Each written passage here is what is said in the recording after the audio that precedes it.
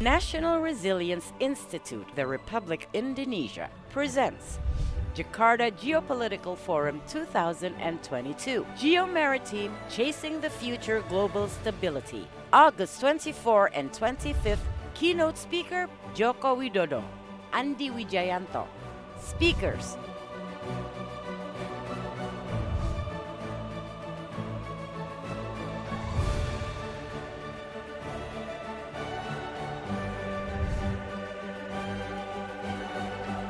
Registration. Jakarta Geopolitical Forum 2022. Geomaritime Chasing the Future Global Stability.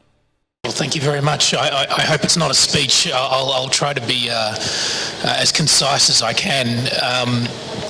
First of all, my thanks to Lemhannas for organising this wonderful event. I'm honoured to be here, and thank you to my fellow panellists. I'm from the Lowy Institute in Sydney, Australia, and the Lowy Institute is an independent think tank, research organisation. And that means all our scholars, all our experts speak their minds. There is no Lowy Institute view of the world. We all write and say what we think about how the world works, and sometimes we disagree with each other, and sometimes we debate with each other publicly.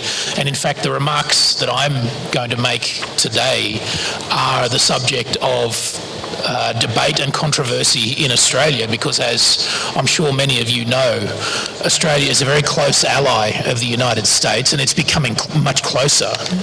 In fact, since the 9/11 attacks in New York and Washington, the Australian alliance with the United States has become as close, as intimate as it's ever been, and that was reinforced, of course, again last year by the announcement of the AUKUS agreement. And I hope in the question and answer period we get a chance to talk about AUKUS. I've got a lot to say on that subject, and I'm sure you have your own thoughts about it. I'll begin very briefly with just some remarks about China, because I think the two factors, China and the US, are the two critical factors in the future of maritime security in Southeast Asia. Very briefly though on China, because I think the facts here are not really in dispute, and we heard already about China's rise as a maritime power. This is not too controversial, so I'll be very brief. China is already, by some measures, the largest economy in the world, and certainly will be the largest economy in the world in the 2030s. And by reasonable projections, it will be the most powerful. It will have the most powerful navy and perhaps the most powerful armed forces in the world by 2040.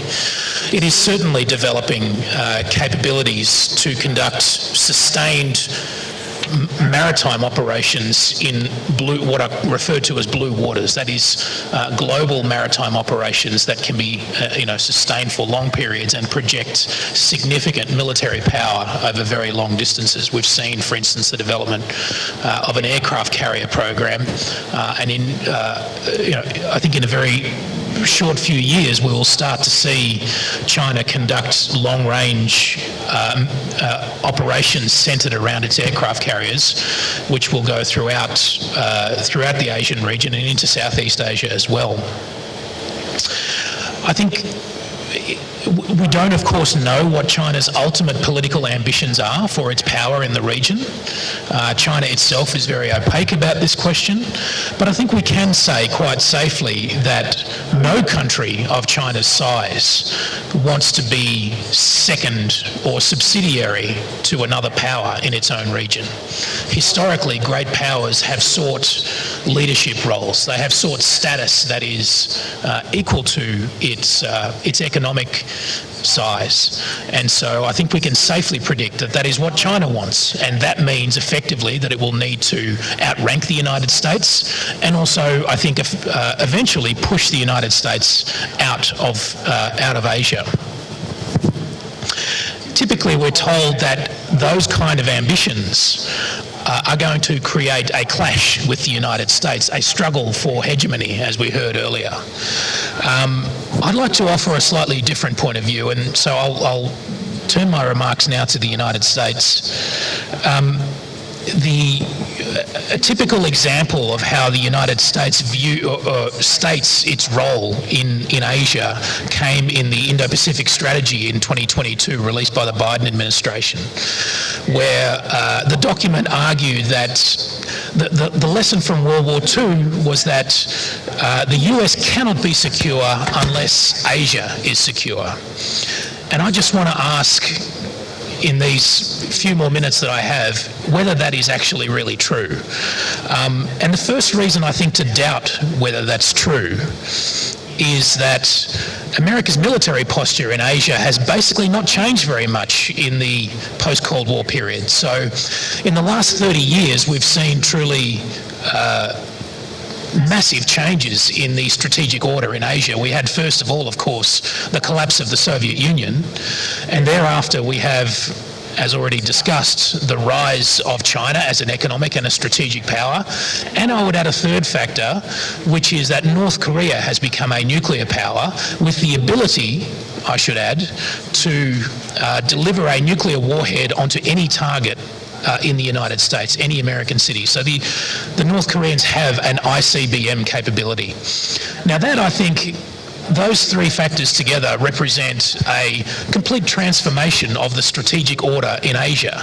And yet, as I've already said, in that period, America's military posture in Asia has barely changed. The troop numbers in Korea and in Japan have shifted a little bit around the edges, but they're roughly the same. So I think that's the first reason to question whether the United States really does believe in its heart that for America to be secure, Asia must be secure. After all, if the entire region has transformed itself strategically in that time, you would think the United States would have responded.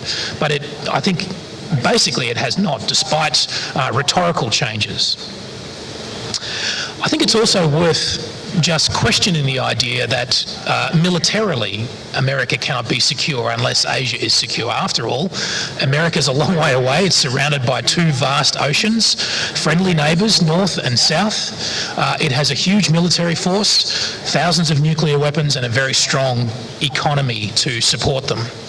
Sometimes it's also said that America's security presence in Asia is essential in order to help its allies secure themselves. But of course, that gets the whole idea of alliances completely backwards. The whole reason that the United States struck alliances with Australia, with Japan, with South Korea, not to mention NATO countries and others, is that these alliances ultimately serve America's national interests. If they no longer serve those interests, then I would say those alliances have served their purpose and are no longer a core interest of the United States. Sometimes it's also argued that economics is a strong reason for the United States to remain militarily engaged in Asia. Well, I think firstly it's important to say that the United States in relation or in comparison to its peers, to other OECD countries, the United States has a very self-sufficient economy. It is not particularly trade dependent. It is not particularly energy independent, particularly since the fracking revolution of earlier this century. I think it's also worth pointing out that European powers were once militarily very significant in this part of the world, but that went backwards in the early post-war period in the decolonisation process, and yet European powers remain incredibly important economic partners here in Asia. So it seems to me there's no reason to think that the United States, if it left the region tomorrow militarily, would not remain a very important economic partner for all Asian countries, including China. It would be very difficult and very costly for China to try to exclude the United States from the region economically, even if the United States was not a major military power. Possibly the best argument that I've heard for why America must remain a military power in Asia is that it suppresses the prospects of nuclear proliferation. So I think it is reasonable to argue that if the United States ever left Asia militarily, that Japan would develop an independent nuclear deterrent. And if Japan did it, South Korea would probably do it as well. It's possible, there's been some speculation in fact in Australia, that Australia would choose that route. If it could no longer rely on America's extended nuclear deterrent, then Australia might have to develop an independent nuclear deterrent as well. And I would think if Australia ever went down that road, then Indonesia would develop a nuclear deterrent of its own as well. Now, these are speculative thoughts. They are not likely, but I think they are a good indication of why the United States believes that if it ever left the region militarily, that this would have severe consequences for the nuclear non-proliferation regime. So that's a reasonable concern, but it seems to me not a strong enough reason for the United States to remain in and of itself. To take on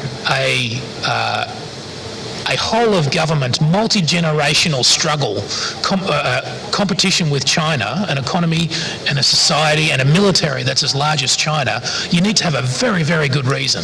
And I don't think non-proliferation is quite a good enough reason. Ideologically, sometimes it's argued that China represents an ideological threat to the United States. So I don't think that's persuasive either. China ultimately is really a defensive ideological power. It has no evident ambitions to spread communist ideology around the world. It is definitely fearful of Western ideology infecting China, but that is essentially a defensive mindset. So I don't think the United States has much to fear from China ideologically. So altogether, I think the argument that, as I put it at the beginning, that for the US to be secure, Asia must be secure, I don't think that argument really holds much water. I would stress, though, that I'm not making an argument here about American weakness. The US is in fact incredibly strong, and that's one reason why I think ultimately it will choose not to compete with China. The United States is a massive economy with a very young population, a culture of innovation that I think will sustain it over the long term. It doesn't need to compete with China in order to sustain those advantages and those strengths. Now, what does all of that mean for Southeast Asia? Very briefly. Well, I think first of all what it means is that Southeast Asian countries, and particularly Indonesia, will have to do more of this work itself. If Southeast Asian powers want to maintain a strategic balance in their region, they cannot rely on the United States to do it for them. I think one thing that separates Southeast Asia from the broader Asian region is that there is no resident great power in Southeast Asia. So wherever China looks on the map of Asia, its ambitions, I think, will be constrained by other great powers. India, of course, in the Indian Ocean and in South Asia. Russia, of course, will be a constraint on Chinese ambitions in Central Asia. And then, of course, Japan in maritime North Asia will be a constraint. But Southeast Asia is different because there is no resident great power. I would argue, though, that Indonesia must become that great power in Southeast Asia.